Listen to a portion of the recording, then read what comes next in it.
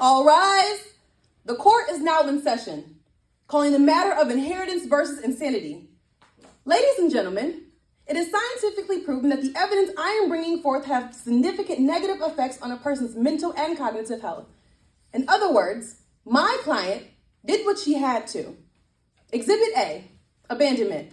As her mama's eldest daughter, the middle stepchild, the smart one, she was raised different.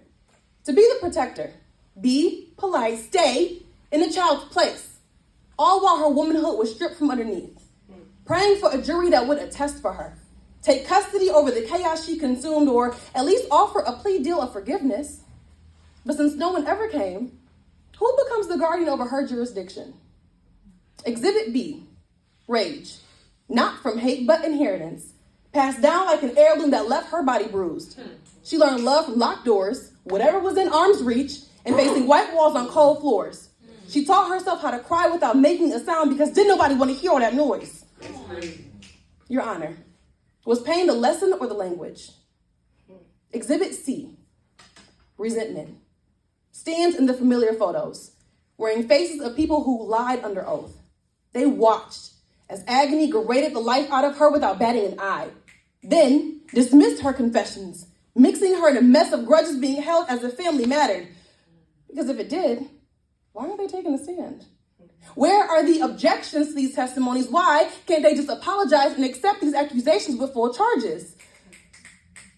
As I confess, may I be granted with sincerity and not censorship. Because my whole life, I was told I had the right to remain silent. That anything I said can and would be used against me. So when I spoke, the words became ammunition, written in stories from the people behind the barrel. They gave me these bullets, showed me how to load them, so didn't that mean I was now calling the shots? Wasn't that the whole point of keeping me ready, steadily, mentally resisting the urge to pull the trigger? I didn't know how susceptible I was to triggers because I've always had a target on my back.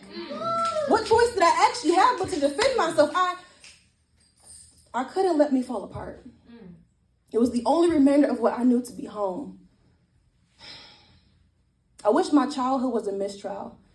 Wish I could burn the transcripts in my mind and dismiss the perpetrators of my pain.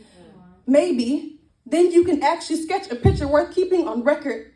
Tell me, if I walk out this courtroom built from scars that never healed properly, will I just bleed onto the generations of the next case? Will the real criminals watch them drown in a pool full of blood they've already washed their hands of? Tell me, please, or send me an attorney to assure me that fueling this resistance won't make me resilient and piling their pain with mine won't make their suffering subside if I ever fall glue to fix all of us. To those that touch my sharp edges and blame me for getting cut, blame this blade on those responsible. Those that sharpened it with neglect and passed it down like tradition. Because I'm not the knife. I'm the key. Opening the floodgates to where the pain began. Overruling guilt with the reality that family can fade like chalk outlines without reconciliation. You better speak, poet. Your Honor, the idea of serving life was never a threat. Just a reminder of what I've done my whole life. Surviving doesn't make me a villain. But if it did, who would be the hero in this case? Charge the accomplices of my bloodline too. We're doing the best they could with what they had. The verdict is not about condemnation.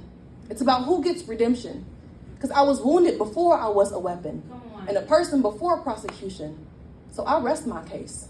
Not only do I deserve it, but we all do. Thank you.